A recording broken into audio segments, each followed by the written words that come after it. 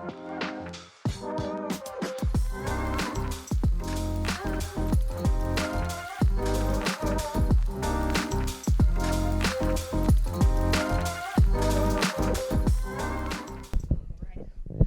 everybody. We're back with the Asian Film Festival in Los Angeles. It's a 38th annual one.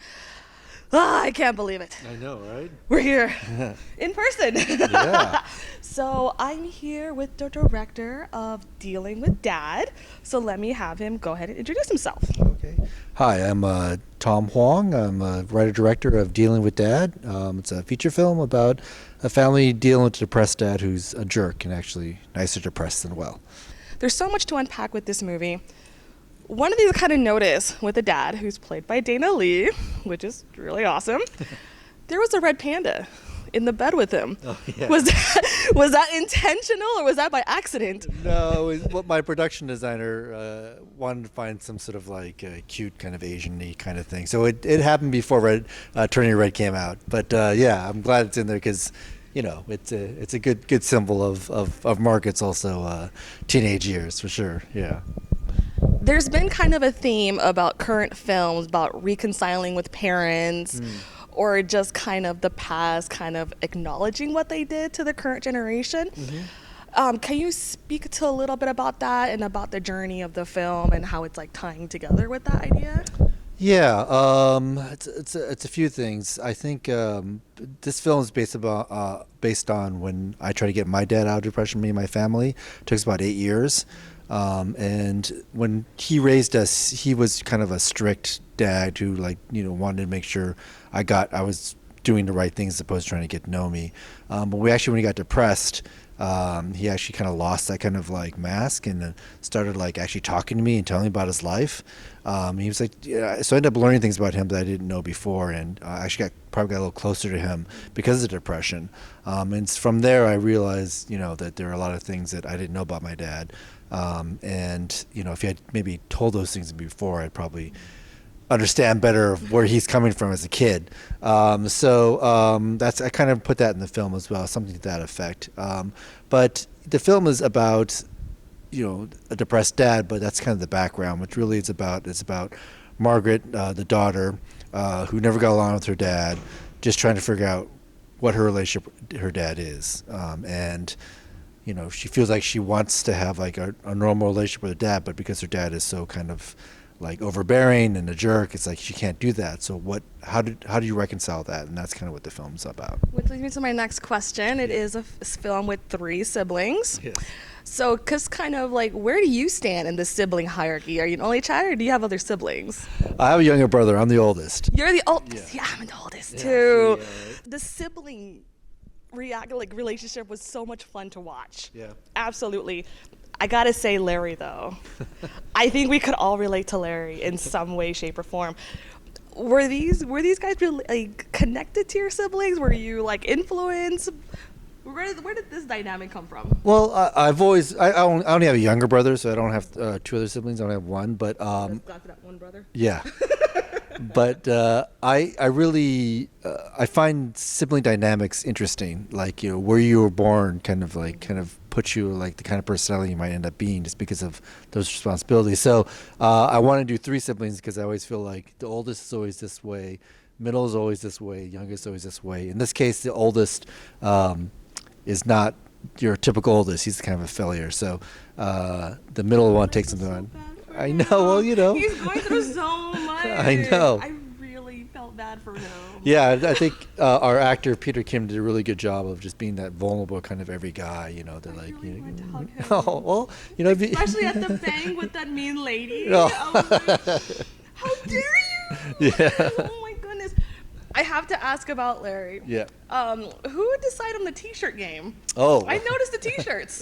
It was me and my costume designer, like figuring out. But we also talked with Hayden Szeto, who plays Larry. He's also a huge nerd, and he actually brought in a lot of his nerdism to give the background of the shirts. Like he talks about Dragon Ball, and he says like GT. I don't know what that was, but. He knew exactly what he was talking about to kind of like reference those kind of things. He's also a big Pokemon fan, and so he brought some of those terms in there. But yeah, all the characters are kind of part of me is in all three of those siblings in some way, but the actual characters and the way they are based on people I know, very strongly based on people I know. But the nerdy part of Larry is actually. That's kind of me there. So yeah, like all the action figures in the background, those are actually mine. So like, That was my next question. yeah. Now I heard another podcast that you're from UCLA. Yep. I'm from UCSC. Oh. But you made a slight dig to UC Riverside. So what's that all about? It's just something I imagine my parents would say about UC Riverside. Nothing wrong with UC Riverside, Nothing right? wrong with UC Riverside. But it's something my parents would say like, oh, you can't go to UC Riverside. But I have a cousin that went there, and so it was kind of like my dig at him, just like get him.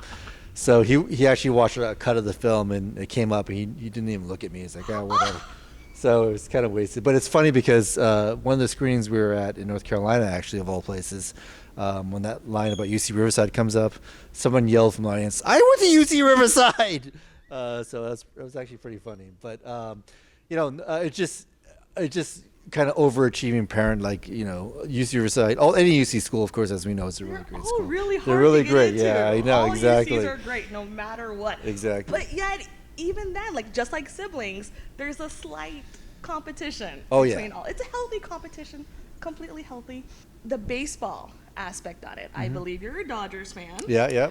Was that kind of like your personal sport addition? Because there's a thing about baseball in the movie where that is a connection, the lonely connection, it seems like, between the daughter and the father. Yeah. So was that why you chose that, because it's your sport, or was there another reason for the baseball? It's partially because the dad is from Taiwan, and actually baseball is huge in Taiwan, especially a lot of times the Little League World Series is a Taiwan representative. So that was part of it, is that I wanted a sport that like played in the U.S. and Taiwan that could tie them together. But also, the movie is also partially about the American dream, that what these immigrants went through to achieve the American dream, and where does it leave them now? And so, America and baseball is all tied together. And so that idea that like he has achieved his American dream, the dad, as well as gotten his kids so Americanized that they're playing baseball, is like kind of a theme that I wanted to play into for that. Yeah. And then another podcast, I forgot what it's called. It was like a Hot or Not or something of that sort. Okay. You have 2 kids, Yep. I believe. You mentioned that your whole thing is that you want to raise them not to be assholes. So the father is definitely an asshole. Yeah. So is it kind of hoping like, don't be like him when you grow up and be a father? No, that's nothing to do with that. My dad isn't quite the jerk that the guy in the film is. Yeah, for sure. No, it's just more like I think my parents were so driven to make sure that we succeeded in America. We were born in America, but like they came from pretty humble backgrounds in China and Taiwan and moved here, and so they pushed us so much to be an overachiever, to do all these kind of things that like I think they kind of lost sight of trying to get a notice as people, which happens. And I think for me, I wanted to make sure that my kids don't think about just succeeding all the time. It's like even people that succeed or people consider success end up being assholes, Oh, sure. or whatever, or just not being happy. It's like, so I just want my kids to be good people, and that's kind of my mantra. When my first kid was born, I was like, all this pressure I was thinking about that my parents put on me. I'm like, I just don't want them to be jerks, and I think make this world a better place, and I'll be happy. So that's been my mantra as far as I can. It's a simple statement, but it's actually really hard to implement because there's so much in the world out there that can beat them down. Yeah. So I wish your kids good luck to not be assholes. Kudos to actually having a film about presenting mental health, especially with the male demographic. The Asian community itself is really hard just to get into the mental health situation. This film has already been screened several times, I believe. Yeah. Has there been any like surprising responses from the Asian community, especially from the male demographic, about mental health and like acknowledging that they may have a problem, or that you kind of like shed the light on anything?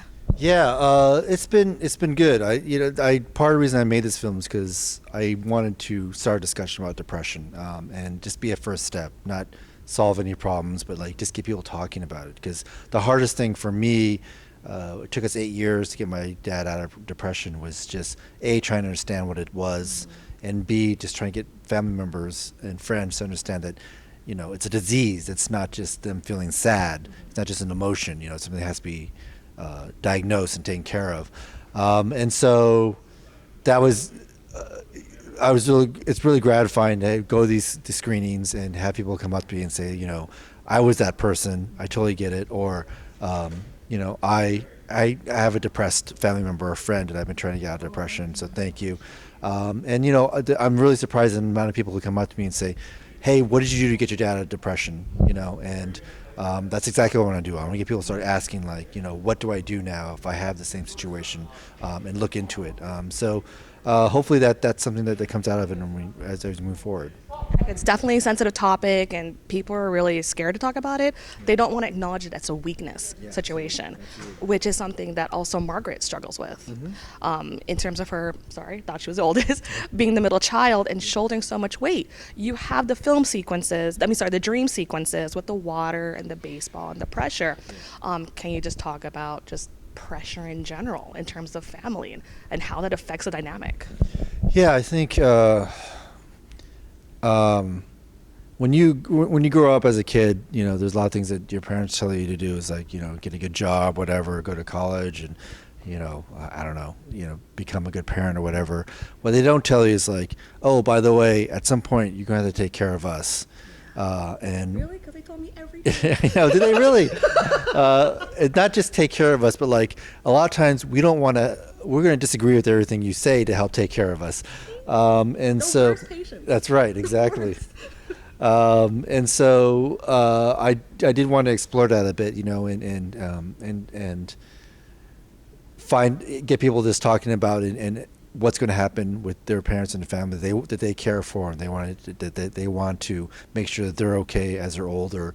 And it's not an easy thing, because most parents, they're used to being parents. They're used to being the one that tells people to do, and being independent and running the family and all that kind of stuff. And when your kid comes up and tells you can't do this, or you have to live your life differently, or we need to take over your finances or your help, it's just very difficult. And so having those discussions early, I think, will help. And being aware that this is something that's might be a part of your life, it's also, I think, very very helpful. And so yeah, that's definitely something I wanted to bring up and show in the film.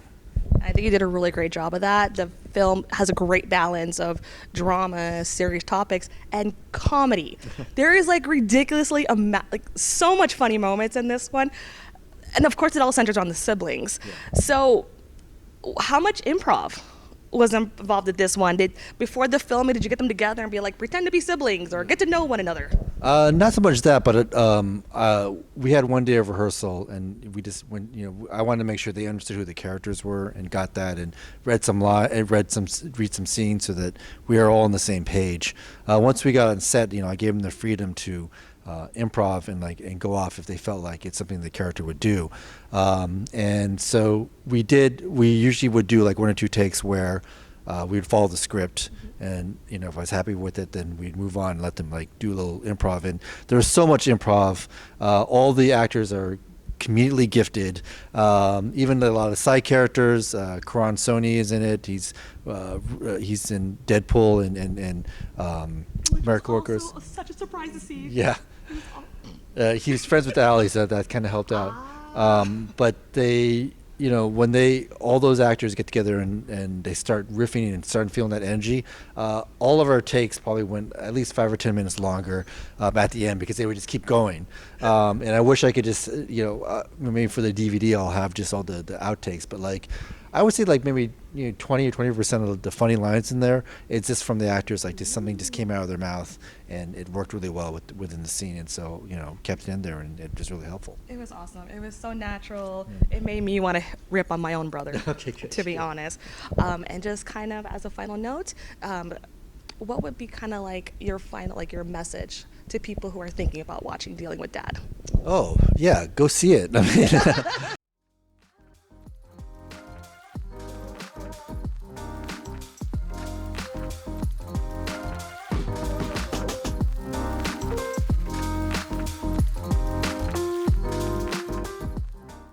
Actually, one more question. Sure. Of all the toys that are in the movie, which one has the most value to you?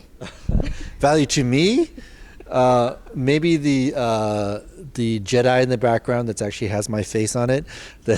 No. Yeah, there was a period like a couple years ago where they had like these machines at Target that Marvel had, and you could actually take a picture of your face on there. Wait, I remember this. Yeah, and then they would mail you like a figure with like a weird version of your face on it. And so that's in the background. So like you look out. Ooh, Easter egg. Well, thank you so much. Congratulations on a wonderful film. Thank you. I should watch it.